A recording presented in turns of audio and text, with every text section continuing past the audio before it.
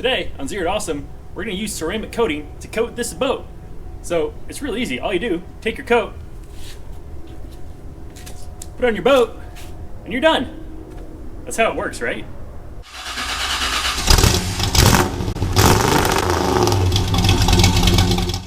So, I mean, maybe that's not how it works. I think what we're actually going to do is we're going to use this ceramic coating Armor Shield 9 from our friends over at Avalon King. And a little bit of a story behind that. So they actually provided us with this original bottle to coat my Corvette here, which I did, and it's been holding up great now for about 6 months. I actually filmed almost an entire video about prepping the car, putting the coating on, and then we were gonna throw some gross stuff at it, but there's already so many car ceramic coating videos out there, I decided to just not follow through with it. So instead, what we're gonna do is we're gonna take what's left over of this guy. We got, I don't know, almost half a bottle there. We got 2 more bottles over here. We're going to coat this boat. So this is my 2019 Moomba Mojo. It is a 23-foot wakeboard surf boat, and it's been great for the past year. We typically trailer it. We keep it in a storage unit around here, and we put it in the lake, we take it out of the lake, and every time we do that, we clean it off. But this year, we decided we're gonna get a boat slip, so getting it in and out doesn't take so much time. We have a little kid now, so that'll help a lot. But part of the problem about putting your boat in a slip is it's not gonna be as easy to clean anymore.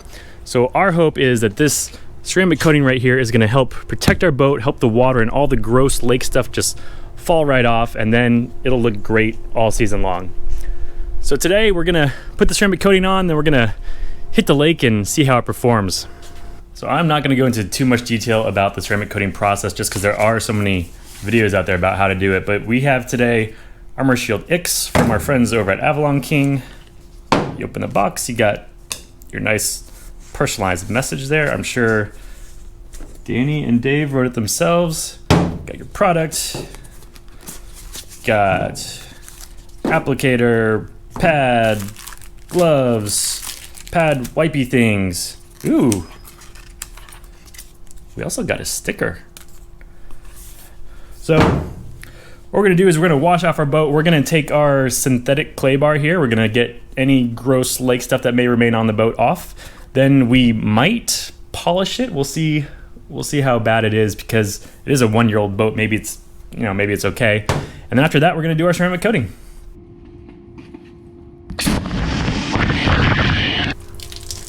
So as we're washing our boat, I'll tell you the quick story about how it got its name. And it all started with Baylor Stadium.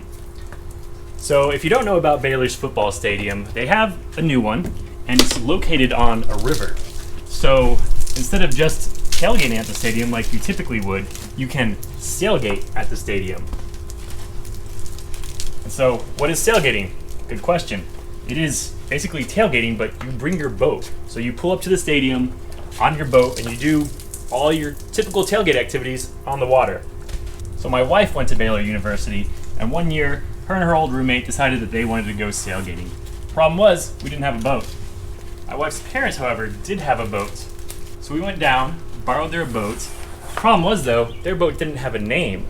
And I thought, well, you can't go out on a boat without a name. That's just like bad luck or something. So I went to Michael's, I got some obnoxious gold letters, and we named the boat Little Miss Brose. This is, you have to remember, this is like back during the time when brose just became a thing. There were rompers for guys. It was a terrible time, but the boat had a good name, I think. So we did the sailgating thing, had a great time, but that boat eventually went back to our parents. A couple years later, we decided to buy our own boat, and that boat, of course, needed a name. So since the name from our first boat naming exercise was so great, we decided to name our second boat Little Miss Brose 2. So that boat was a 2004 Supra launch, and it was a great boat. The only problem was every single time you took it out, something broke. So I was always under the dash, in the engine compartment, trying to fix the boat so we could, go have fun or at least get back to the dock. That boat was great for a couple of years, but then we had a baby, and babies change everything. So I decided we couldn't have a boat that would break down all the time and have a little baby and potentially be stranded out in the middle of the lake. So we broke down and bought a new boat, which is the one you see today. So to fully understand the name of the boat, you need to know a little bit about the buying process. So we went to a dealership. We chose the model of boat we liked on the showroom floor, and then we went around the yard to look and see what they had in inventory. Because you can't, wait for them to build you the boat you actually want when you need instant satisfaction, just like me. So they had one that was bright red. It was awesome. The problem was it had like a dark gray and black interior, and that just wasn't going to work in the Texas sun. They had another one that was white and silver that was just too plain, and then a blue one that was kind of okay. We didn't really know which one we wanted, and then my wife said, well, what about the one on the showroom floor? And I said, which one? She said, the one we saw first. I was like, the purple one? That's not even an option. So we wound up buying the purple boat because we like the tan interior. Wait, I'm sorry, it's not purple, it's raspberry. We wound up buying the raspberry boat. And so then we had to name it. So I did think about Little Miss Brose 3 because that's such a great name, but that's a little repetitive, so we wound up not going with that. I still wanted to pay a tribute to the Little Miss Broses of the past, and so that's when we came up with this boat's name. It's Dark Brose. If somebody asks, the boat's not purple, it's a dark brose, no matter how much the salesman wants it to be raspberry. Okay, so the boat is washed. Next we're going to take our synthetic clay bar and get all the stuff that remains off. So if you've never used one of these, this one is from Griot's, or Griot's, however you pronounce it. It's basically just a foam pad with like a rubbery feeling thing on here. And instead of having to use a clay bar that you have to keep turning and stuff like that, all you need is this and some soapy water. And then you just go after, whatever you're clay barring, just like you would a regular clay bar. And you just rinse it off every so often. And I've used this before and it works great, so I'm gonna use it again today. And that's actually the benefit of using one of these synthetic clay bars is they're reusable. So you don't have to go buy a new clay bar every time you wanna go clay your car, boat, whatever.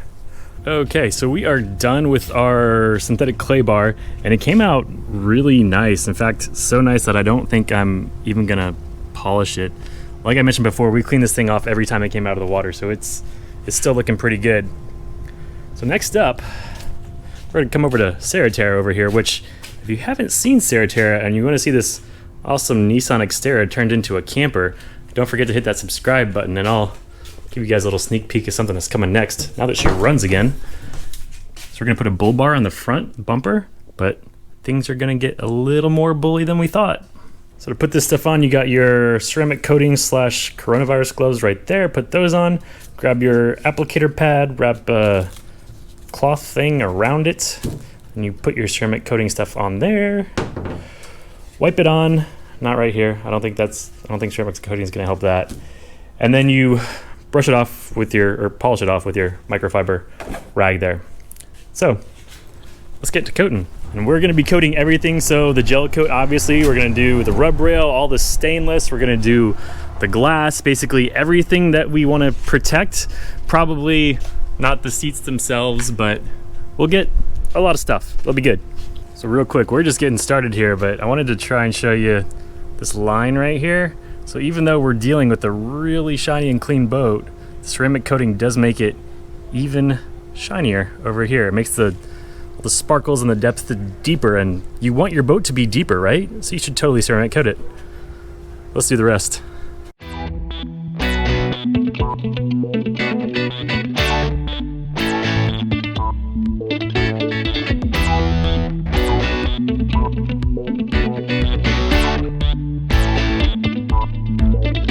That's it, folks. The boat is super shiny.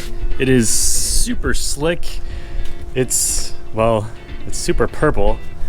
And hopefully it's ready to repel the worst that Texas lakes have to offer. So let's go hit the water and see how it does.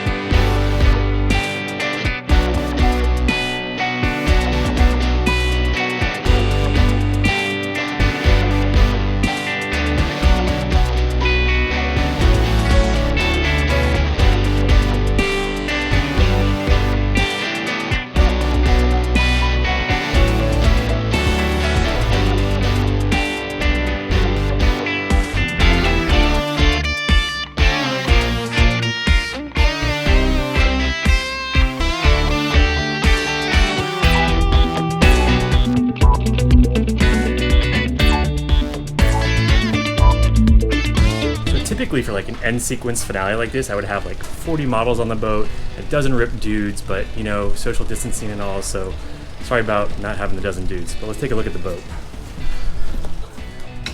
I think the coating has done its job. There is not nearly as much lake crap on the boat as there usually is. I mean, it's not perfect. I mean, obviously you can't expect the world, but I think it's done what we've expected it to do.